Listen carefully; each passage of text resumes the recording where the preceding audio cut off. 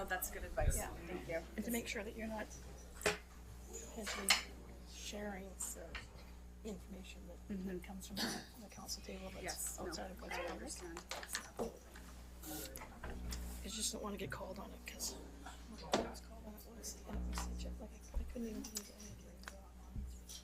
it. Right, and so it's like, oh, I forgot to text. I gotta just text Paul before we.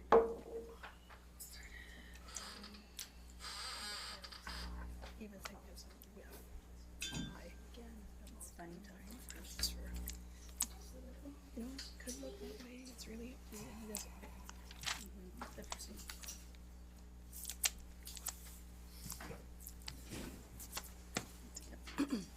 This is, I'm like, it's so funny until we get our bills.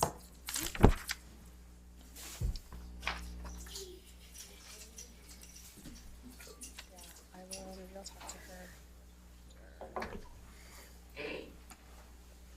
Okay, did they just change the time of this flight on me again? What? I have to go to Vancouver tomorrow. Oh no. Just like looking at that because. At a Castlegar? Oh yeah, no, that's the regular time. Yeah, no, that's right. See that Councillor Renwick's not in his job. Oh yes. I don't know if he's done that over. Oh yeah. No. That's the perfect. That's why it's a great chair to sit in actually. Yeah. Because you can just. Lean back.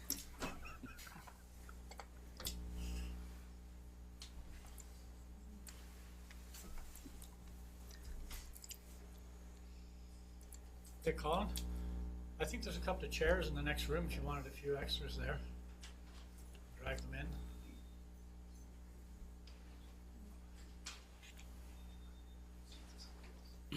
Yeah, just take those big ones in. They'll. Fire chief is here. Don't block Yeah, right. egress. Don't get too. I was People have told been known to. to fall asleep in those. Careful. You have to get your favorite tabs in there for If anybody else needs a chair, there are some next door. Just put them in there. Maybe a little.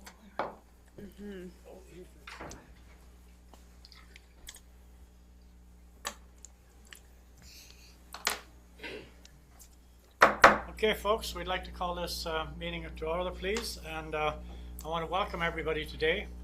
And this is the first meeting of our new council. What I'm going to do, just before I formally start the meeting, I'm going to ask each person to introduce themselves to the audience today. I'm Cal Renwick. Keith Page. I'm Rick Logtenberg. Janice Morrison.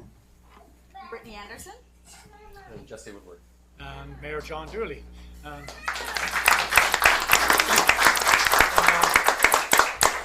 from this day forth, they'll be called Councillor Morrison and Councillor Anderson, etc., etc. So thank you very much.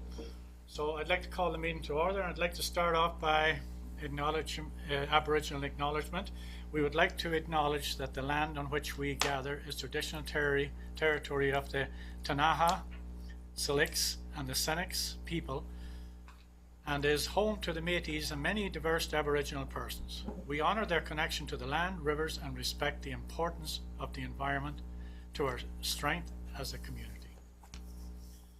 And I'd like a motion to open the meeting and adopt the agenda as presented. Moved. Councillor Morrison, Councillor Anderson seconded. All in favour? Aye. Carried, thank you. Are there any late items? None, thank you. And I'd like a motion to adopt the minutes of the Committee of the Whole from October the 22nd, 2018. Moved. Councillor Morrison, Councillor Anderson. Thank you very much. All in favour? Carried. And our first presentation is a culture presentation. So if we have the delegation here, we'd love to have you come up and, No, I don't. Sorry? I don't think we have anything today. oh, I beg your pardon. We don't have any? No. Okay, so it's on my page here, okay. So public participation is the next one. And we'd like to permit comments and questions from the public. And we have up to 15 minutes to let this happen. So If there's anyone who wants to step forward to the microphone and make a comment, this is your chance. Go ahead, come on up. And you can bring your chair if you feel more comfortable sitting. It's up to you. Or... Yeah, I'll sit right here. Great, thanks. So I'm Bruce Edson. Please let us know who you are and if you're a Nelson resident. That'll be helpful. Right. I'm Bruce Edson. I work in Nelson here. I live out in Shore Acres. And I'm here to talk about composting, actually. I'm the representative from the West Kootenay Eco Society and Earth Matters to the Regional Resource Recovery Plan Advisory Committee at the RDCK. And just like to talk a bit about municipal composting, regional composting for 2 seconds. I'll keep it really brief. The RDCK has a plan for regional composting and is currently in the final processes of a grant application related to that. In short, they're moving forward as fast as they can. The City of Nelson now needs new trucks and needs to get rid of the blue bags. To me, it makes sense to plan now for composting, recycling, and waste collection together, since they all need to be integrated. A recent Nelson Star article put municipal composting starting by 2022, but I'm not sure where that date came from. When I talked to the RDCK, it said it's not them, and the City of Castlegar is also, in all likelihood, going to be ready far before then. So, may have been old information or wrong information. If the city is going to have their new trucks, then why not start picking up composting as soon as possible? I'd be disappointed to see this council kick the can again down the road to 2022 and have nothing done, especially considering that the RDCK is pretty well ready to go. So over the next week, I will be delivering a petition that Earth Matters has gathered signatures for to all of the councillors. This is an informal petition, so I'll just be giving it to you.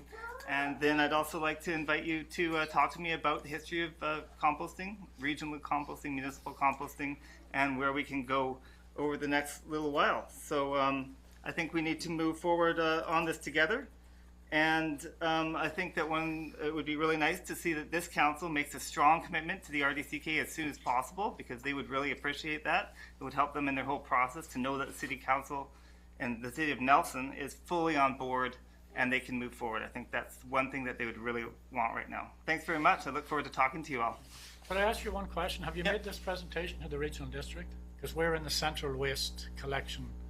Yes, that's next. I'll be talking to them. Thank you. Thanks very much. Great, thank you. Thanks for your time. Okay, next on the agenda is a presentation of Long Service Awards. And I think we have a couple of people here today. Three, sure. And I'd like to call up Rick Maida, please.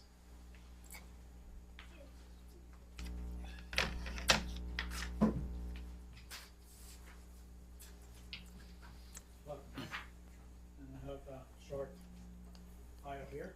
Captain Rick Maida started as an auxiliary firefighter with Nelson Fire and Rescue Service in 1993. Turn around,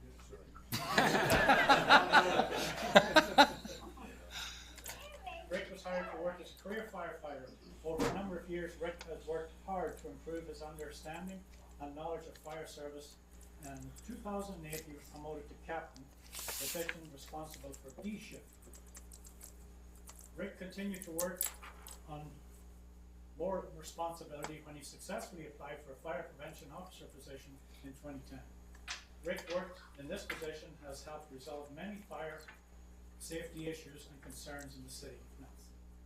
From 2011 to 2017, Rick was the Zone 4 Director of Fire Prevention Officer Association and was instrumental in the success of the province-wide conference that was hosted in Nelson in 2017. When Rick is not working, he is often the first one to volunteer his time, fundraising, or to help local causes.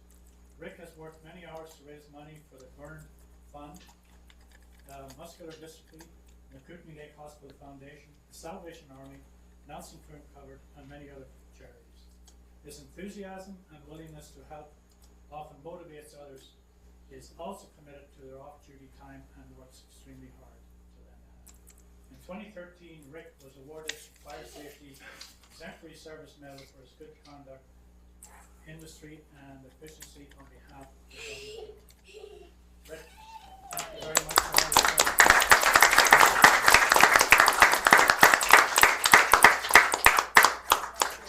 These are great. key off take the thing off your picture, sorry. You're gonna want to go down to Home Hardware and get a darn good meal.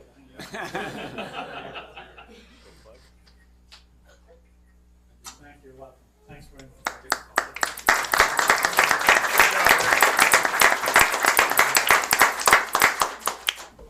Next is Carl Olson.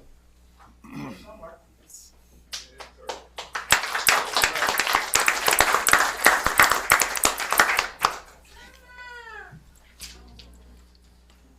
Carl is. You can come on up if you want. Come on. Yay! Come on. There you go. Good job.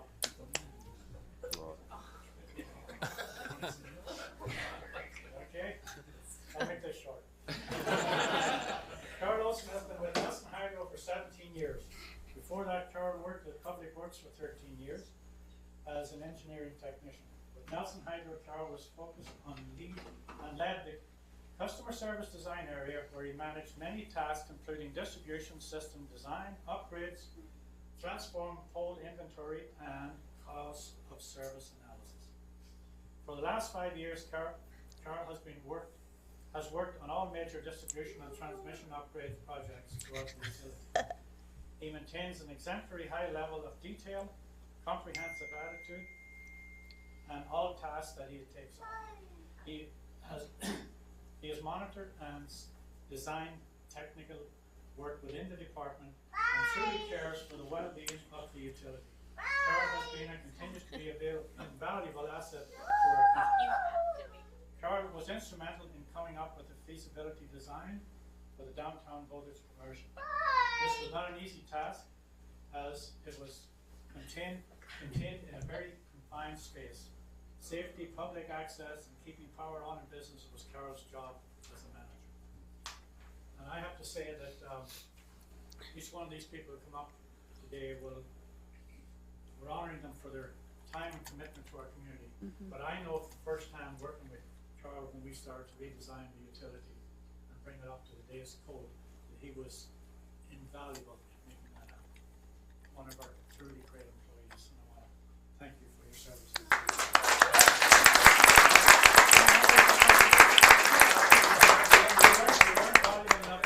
Big fancy pictures. but it's coming. I made myself the official photographer. Very Beautiful. good. Thank you very much. Thank you. Ron Van Zandel. Recent retiree. Yeah. Recent retiree. I just have one question. How do I follow up those two guys? What can we tell between the two? Need a grandchild. When did you actually happen when you retired? January 31st of this year. January 31st. Ah, And how's your golf game? How's your golf pretty game? good. And the early part of Ron's career was spent in the city recreational solid waste section. With later part of his career was spent in parks. Ron's career was in frontline leadership role, a lead hand for parks, leading a dedicated team in operations, maintenance, construction for some of the crown jewels of Nelson, Lakeside Park. Many were real assets in our park. If you've ever enjoyed the great scenery, fun, exciting experiences in Nelson Park, there's a good chance that Ron had a key hand in it. So I want to congratulate you on your retirement and thank you for your service to the municipality of Nelson.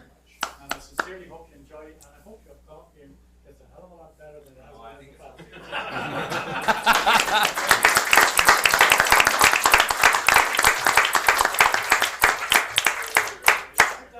So we had one more, but unfortunately couldn't make it.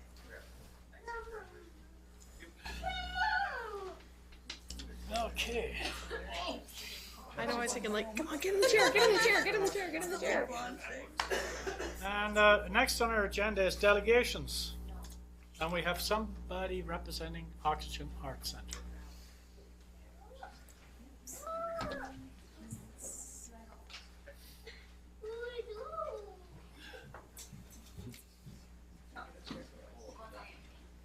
Just gonna get this going.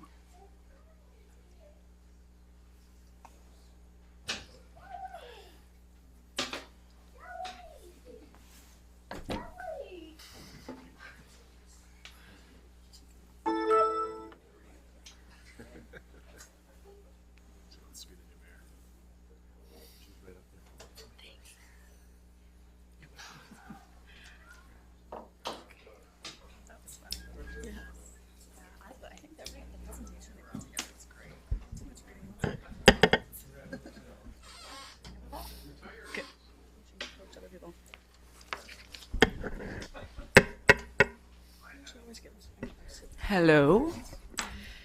I know everybody here, but for the sake of formality, my name's Amy Bohegan.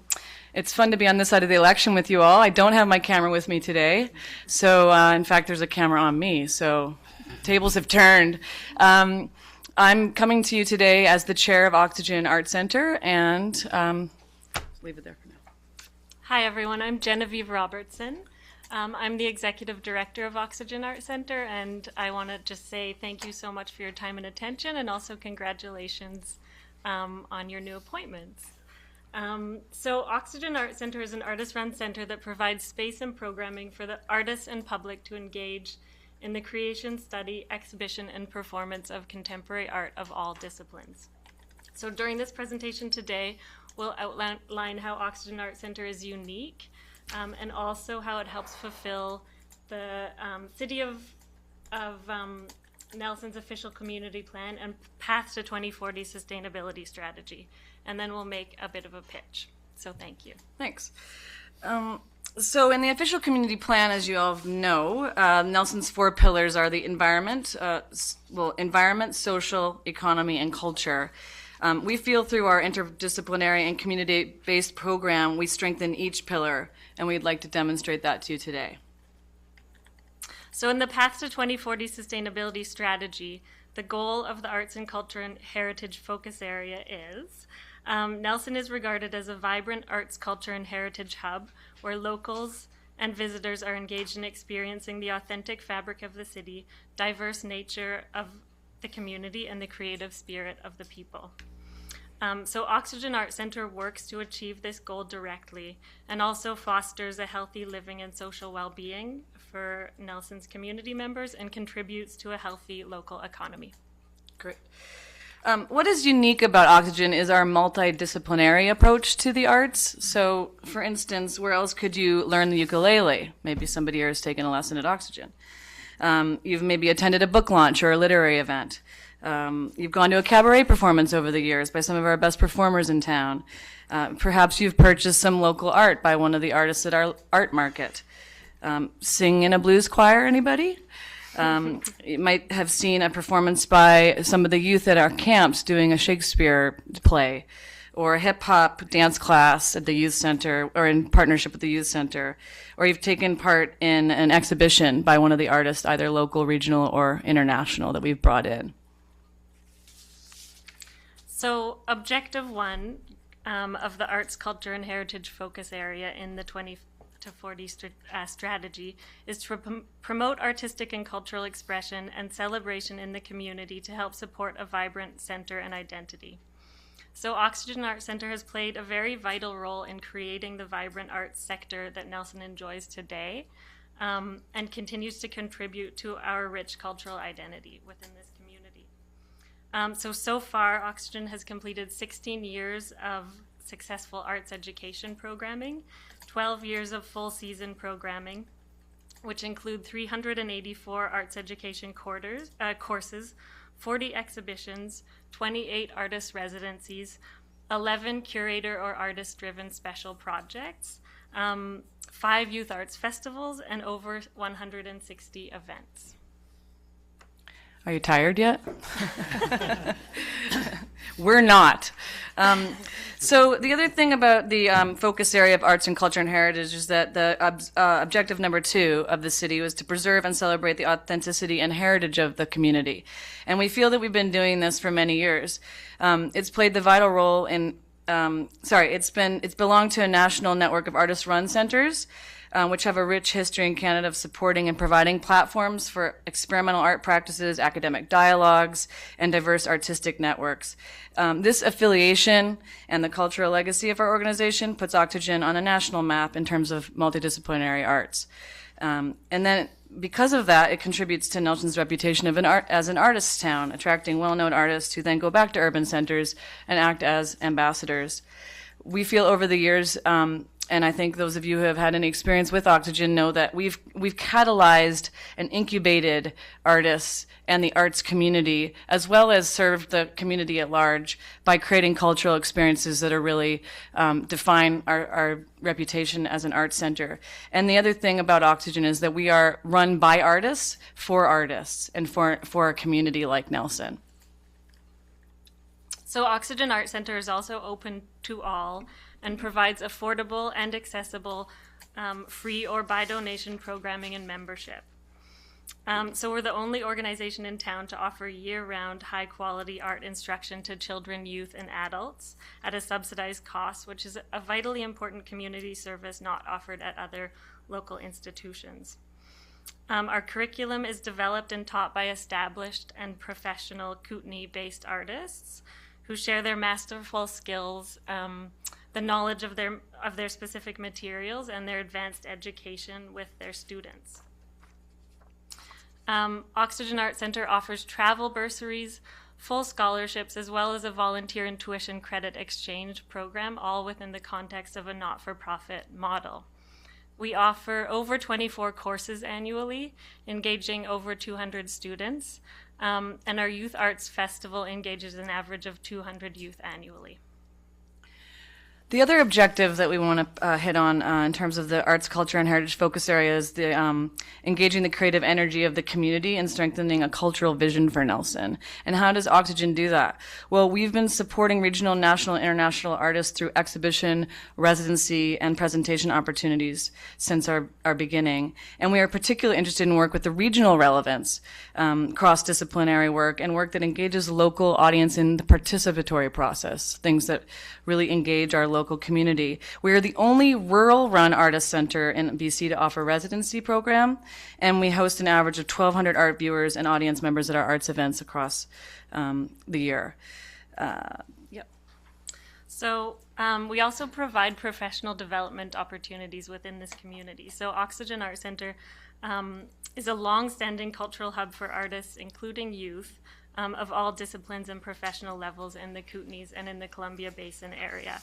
We provide meaningful professional development opportunities through exhibitions, public engagement, and more for artists from the local area and beyond, many of whom now have robust careers that started with opportunities at Oxygen Art Center. Okay, we're rounding into the final stretch.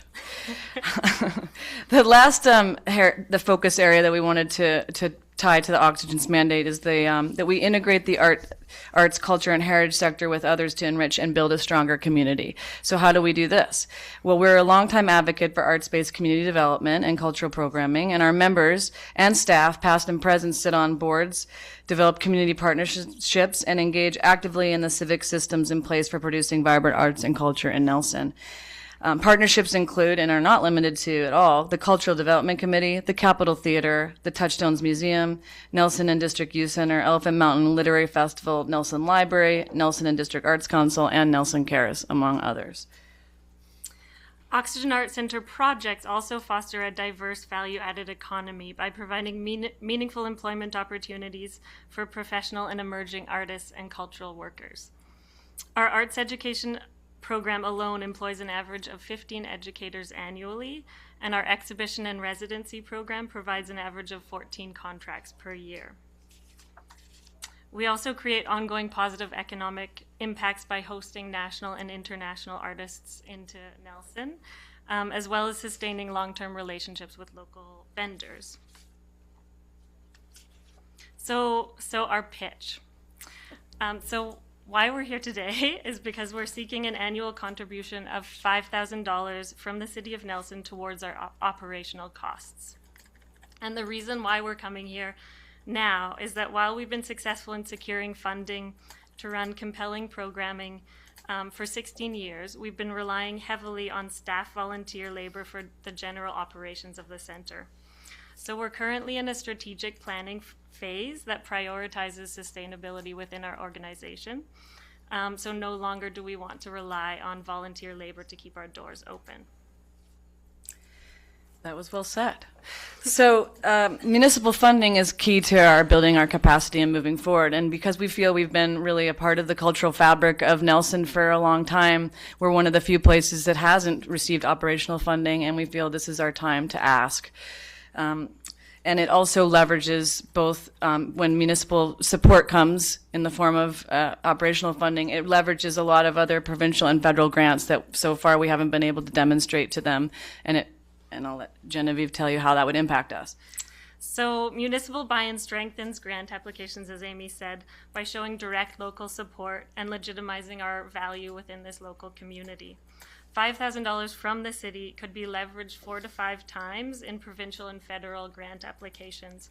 So annual support from the city would really demonstrate a commitment and pride in the local arts sector and would be hugely significant for our long-standing and well-respected organization. So we've already said we're at a pivotal moment as an art center, and like we said, this would be a huge boost for us moving forward. I mean, we've been around for 15 years, and we hope to be around for at least that much longer into the future. And by having municipal support, we would really feel like we can play the vital role we have been playing in Nelson for that time to come. So on a personal note, I moved to Nelson from Vancouver a year ago to take up the role as executive director at Oxygen Art Center. And I've been impressed so far by Oxygen's tenacity, artistic excellence, educational rigor, and capacity for community development and also community spirit. People who are involved in Nelson are very passionate about this artist-run center and the work that it does. And it really shows through what we do. So it's out of conviction in this organization that together with the board of directors, we're bringing forward this request at this time. We ask that you consider our rich legacy, our national reputation, our economic and cultural contributions to this community when you consider our proposal. We also ask that you please consider the City of Nelson's official community plan, the objective to be a leader in supporting artistic and cultural endeavors. I think the stronger and more robust each cultural institution is, the better we can contribute to building and sustaining a vibrant artistic community together. Thank you very much. Thank you. Is there any questions? Any questions, Council? Yeah. Council Larkin. Sorry. So you said there's the leverage capacity. A $5,000 grant can turn into $20,000 or $25,000 from federal or provincial matching funds. Where did you get that number? You want to answer? So when we're looking at applying for operational funding from these larger funding bodies, those grants are generally up to $30,000 a year, and those grants they really value regional or municipal support. So that just strengthens those applications by a huge amount and makes it much more legitimate ask. Right, like a Canada Council grant or a BC Arts grant, for instance, one of their matrix, point system kind of criteria is that you have diverse funding sources. So if you can't demonstrate municipal support, but you can show it from other places, and that's great, but there's still something missing from the equation for them, if that's the case. So Canada Council, BC Arts, and other places, that's also been directly given to us as feedback. So what's going on here? So, we just want to make sure that Oxygen stays viable and has the diverse funding we need to move forward. Yeah. Great. Yeah, just... Councillor Woodward. What kind of budget would you need to be operational every year in total? Well, that's a great question. So we're a $100,000 organization, and you can see from the stats, the PowerPoint, and everything we've just said, that's a heck of a lot of work for $100,000. It's an amazing thing we've been able to exist so far. The passion of our two first EDs, Nicola Harwood and Miriam Nadoba, and now we kind of want to put ourselves in a professional position to be able to have staff volunteer labor and grow the capacity in those areas of our. So I think right now we're looking at something like 125 or 150,000 to be able to really feel like we've achieved kind of more than just like this sweat and labor, blood and tears kind of approach to nonprofit art centers that a lot of people, and we just feel like we're at the time to do that. Especially as we look at the sustainability of the organization over the long term. I think in terms of the life cycle of an organization, we're actually still quite young. And so we're in that phase of setting up to look forward ahead, you know, in the next 20 years and thinking about how we can create that sustainability down the road. Yeah. Thank you. Thanks for the questions and for your ability to listen to all of that. Take care. Thanks so much, everybody. Thank you. Thank you.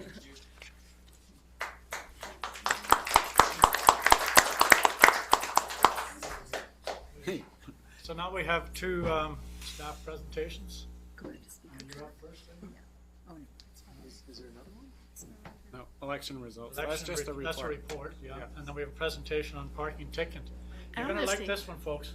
I think you Amnesty. just need to receive the So election motion to results. receive the election report that's in your agenda.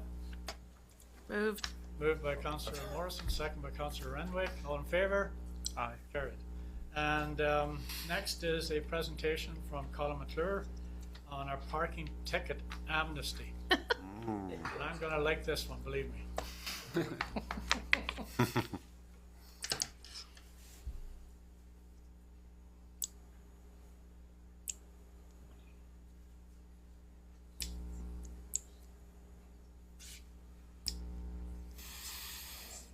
Hold on, before while Colin's getting set up here, I'd like to recognise past Councillor Bob Adams, who just couldn't stay away from this place and had to come out today, and Councillor Michael Daly as well.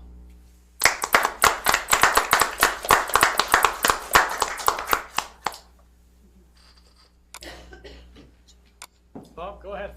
I thought it would be fun to sit over here for a change after being up there for 40 years. Yeah, exactly. I wanted to make sure the clock was working. Well, is it working though? It is, yeah. Okay. How's it going there, Colin? Well, I see you, Your Worship, but I'm not seeing my presentation. Is it coming? I'll keep that wound. Yes. There we go. There we go. There we go. Okay, so back for doing the 2018 to 2022 financial plan, one of the capital plans that the previous council had approved was the fact that our current software and hardware for bylaw enforcement is at end of life. It's 16 years old. And so we had put in process, and we've gone through the RFP, and we've selected a company to take that on, and they're in the work right now with our staff, and we're getting close to implementing this new software. So that's supposed to happen in the first week of December.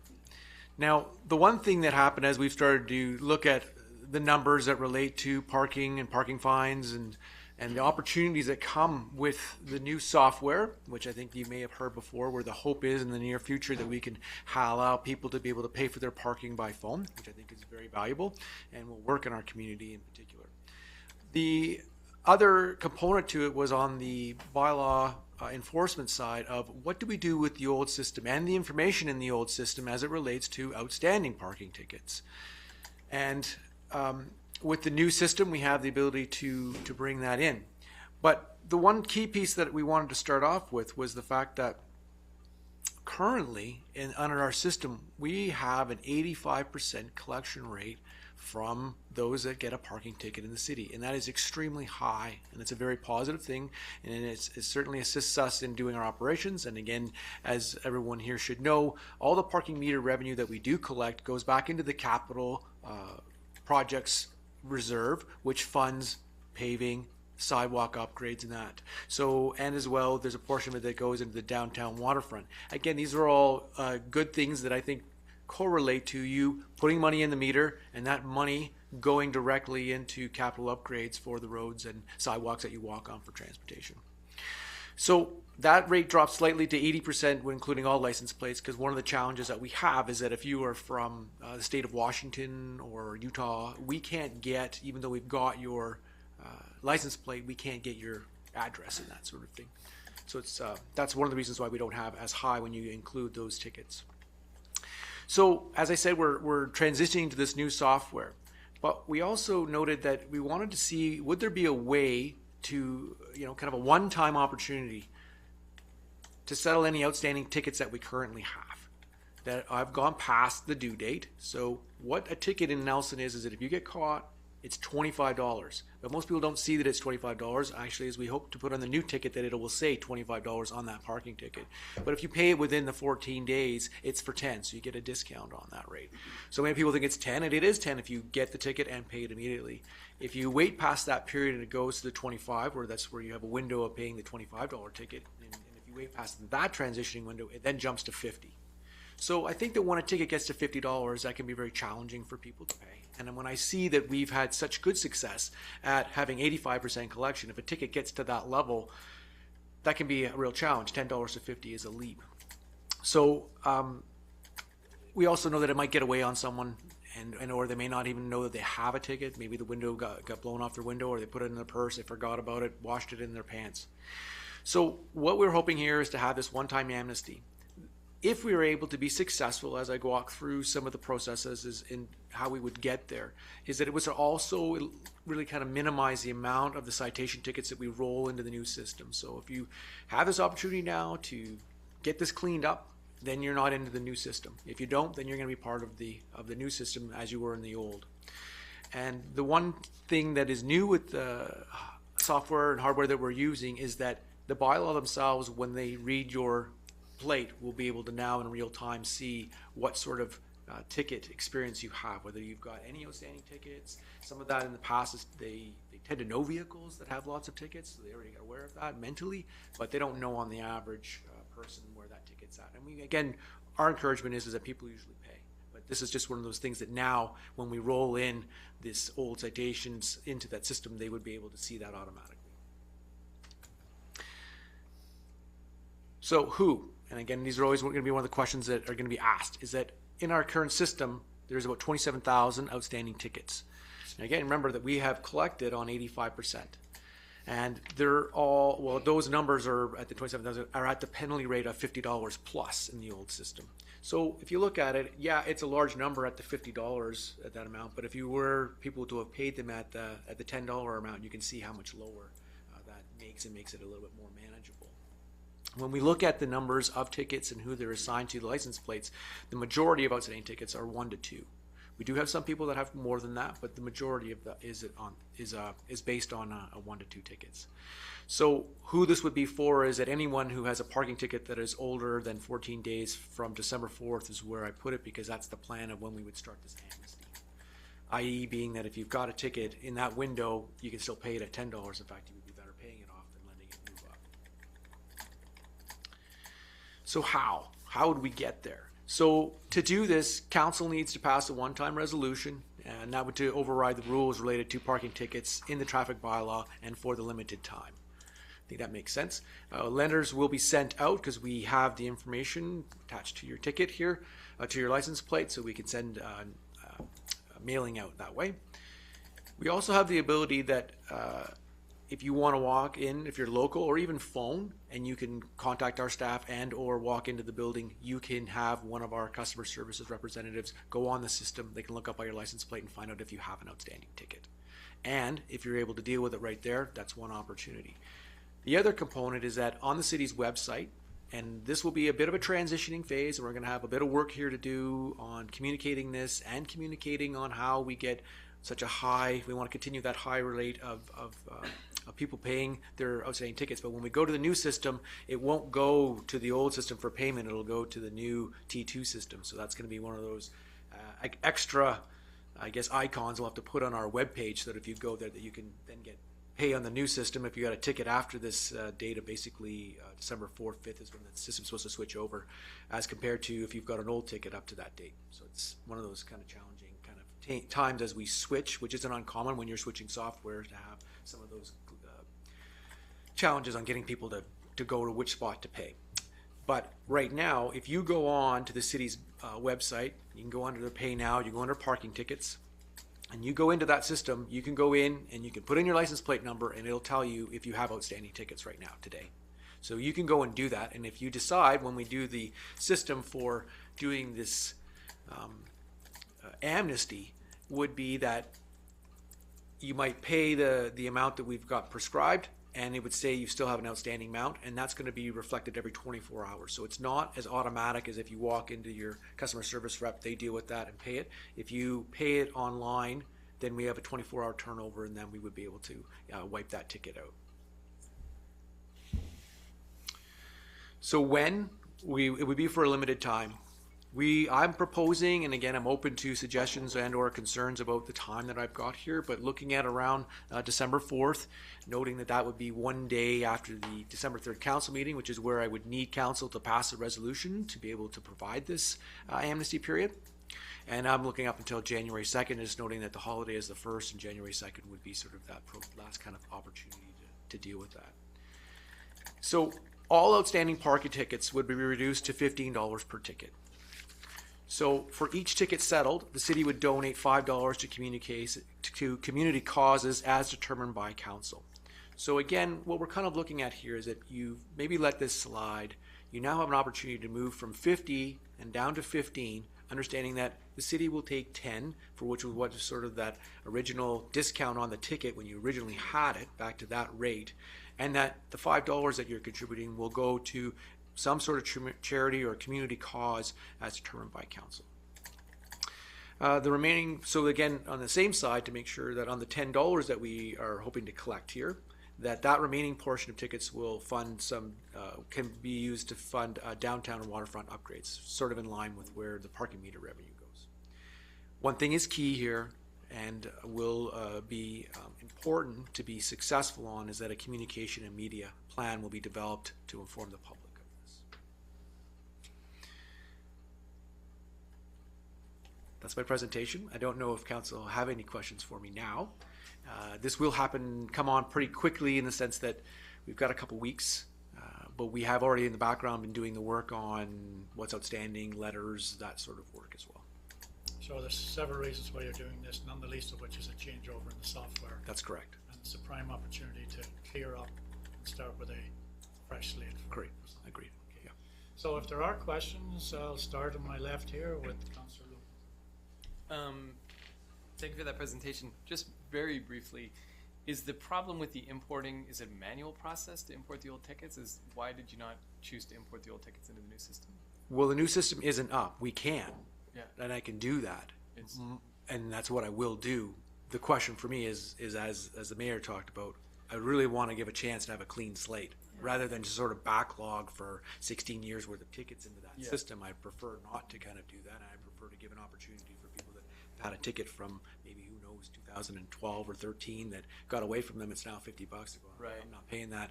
I'll pay 15. One's going to a good cause, and one's going, what was the original cost of the ticket? I'm now off the radar for having an outstanding. So it's not so much the importing as it is just sort of a public. Yeah, and again, the ability being, well, why would I? Okay, so you haven't come after me now, and said, well, now the new system, you're going to be in the new system. So be nice not to be, because I mean, like I said, majority of them are 1 or 2 tickets. So for someone to kind of clean that up at what was basically the original ticket price, it's just an opportunity, I think. Okay. Yeah. Councillor Page. Yeah, looking at the timeline there between over the month of December to the end of January, is there any barrier or limit to just making that more like 3 months? Like, do you have a particular reason for wanting such a short window over the holiday? Well, I think just on, one of the challenges that I'm seeing is that allowing that particular window, kind of starting fresh in January, the new software will have already been sort of installed, so it'll be start running on its own. So now I've got kind of 2 systems seeming to be running for 3 months instead of. Is there a cost implication? I think there can be maybe more of a. Again, if people are going to want to do this, my opinion is they're going to want to do it in the next, pretty quickly here. If you're getting that letter, you're getting that communication, I think you want to handle this kind of right away. Part of it, as well as I start going into 3 months, it just seems to me like a bit more of a time thing. Not that I'm against looking at that, but I just try to kind of tighten it up. And some people said maybe you should only go for 2 weeks or just go right up to before Christmas. And so just some of those things that we were talking about. Again, I'm open to suggestions from council, but the reason for not having it that wide open, twofold. One is I was hoping to sort of end it right as close to December 31st of the current year as I possibly could to start fresh with the new system. Right. And secondly, I just don't know if you open it up for 3 months. I don't know if someone hasn't paid in a couple of years, is 3 months a difference. That's what I'm thinking, is people who haven't gotten it together to pay those quickly enough, an extra couple months of just knowing, sitting, and then acting might be what they make it more effective. Right. So we can take a review of that and just kind of get a sense. The one thing that this is not uncommon. Whistler does something similar, and they've kind of had an amnesty. They do a little bit different in that you get 50% of what the original ticket was. Ours would be it's a better relationship than that, and then they donate on that. Well, we'll also be able to contact the company that we're dealing with, because I think that this isn't uncommon to see kind of what window. So maybe we'll get you some sort of more. If there's a best practices that comes from the company that we're doing the switch over with. Of course, that time of year is people are generally donating to the Hospital Foundation or the Food Bank or charitable organizations. It tends to be a kind of an upside to Agreed. Potentially to be able to make that difference. Agreed. Any further questions of Colin Dolan? Councillor Anderson? Yeah. Yeah, we were just thinking about the timeline, and maybe it's not 3 months, but because especially around Christmas, I mean, people are gone. It's very busy. People are already spending a ton of money. So by moving it maybe to the 15th or something is a little bit easier for people that are going to be away, especially if we get the notices out on the 4th.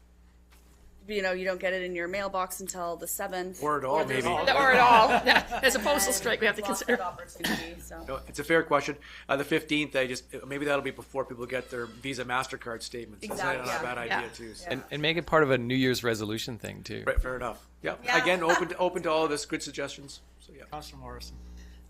So I guess I can, you were talking about missing your parking tickets and putting them through the wash. I guess I'll have to stop using that the dog ate my homework line. At this point, I would like to actually sort of move the recommendation that council receives your report and direct staff to provide a report at the next regular meeting. Seconded. Any questions, further questions or comments? Hearing none, all in favor? Carried. Thanks very much. Good job, Colin. Thank you very much.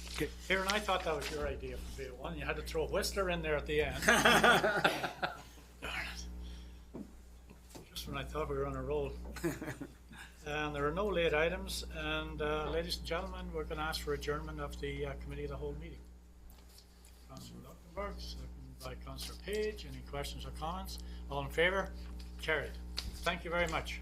So we have an enclosed meeting coming up shortly, so we'll give everybody a chance to clear the decks, and then we'll get going. So before everybody scatters, I just got a couple of housekeeping things that I want to throw at you here.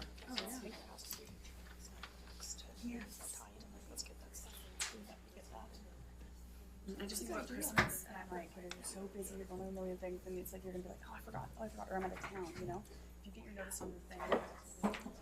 Yeah. Because then people also put it